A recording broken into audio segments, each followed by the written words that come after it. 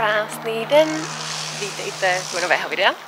Dneska je pondělí a po 2 dnech toho, co jsem editovala, to předešlé, jsem se rozhodla udělat si pauzu a tak jsme se s Nilsem vydali k univerzitě a jdeme na kafe, máme si knížky, budeme si číst. Nic jinak extra máme naplánovaného. No, jsme chtěli vypadnout z domu trochu ven, protože je moc hezké počasí, ale nechce se nám ani jít do města. Takže ukážeme vám to a snad se projdeme někde po zahradě. Nevím, jestli mají otevřeno. Uvidíme.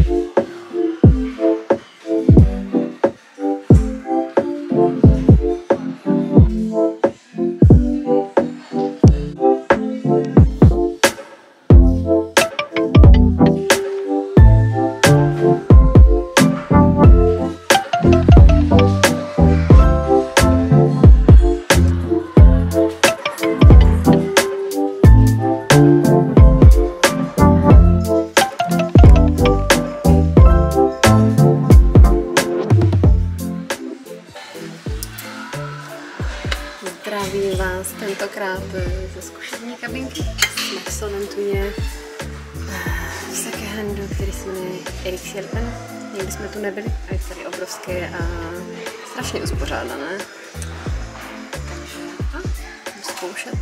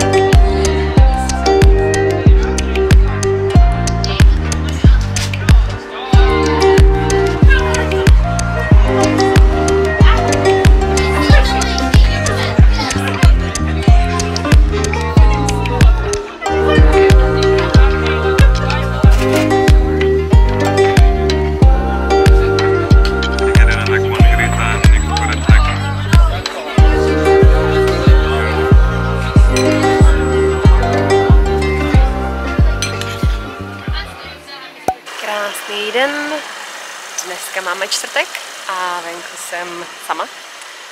Dneska jsme se rozdělili s Nilsem, on šel se svýma kolegama z práce a já se vydávám ven sama. A půjdeme do kavárny, která se jmenuje Stora Bageriet. Je v části, která se jmenuje Östermalm.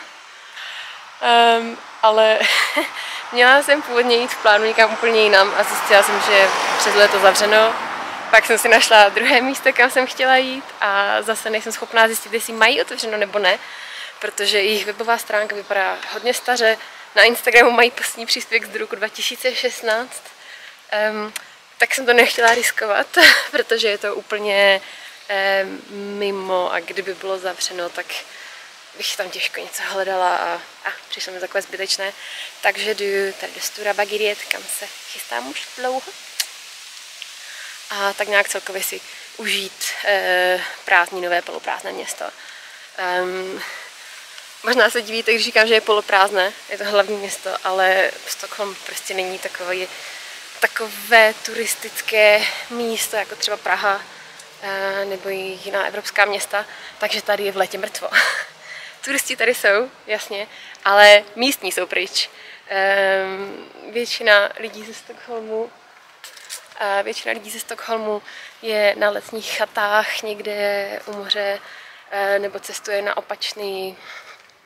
opačné pobřeží. Takže v červenci, tak od půlky června do půlky srpna je tady celá poloprázdno, takže ideální čas na to přijet.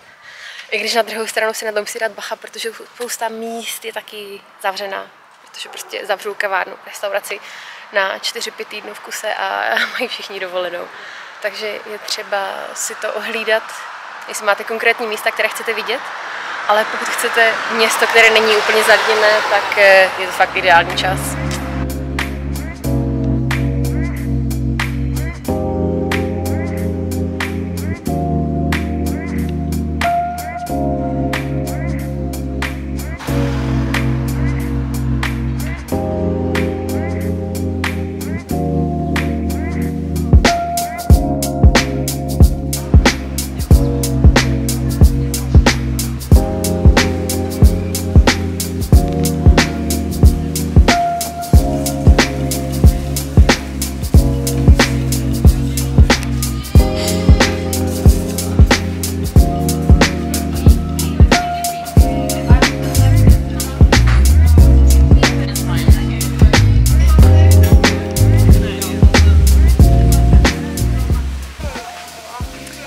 Tady se mi teda nepodařilo úplně moc natočit vevnitř, protože ta kavárna byla docela plná a přece jenom nemůžu lidem strkat foťák před obličej.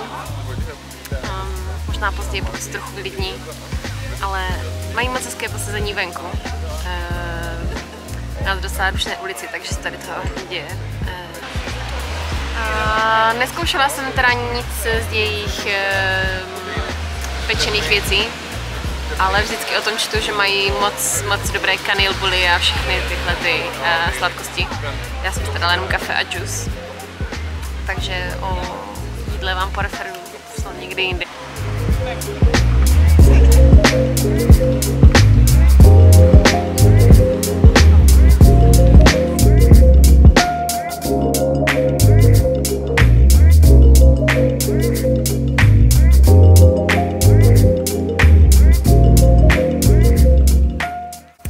Procházíme po Östermalm a po části, kde se vlastně nikdy nebyla, tyhle ty uličky vůbec neznám, to je moc hezké.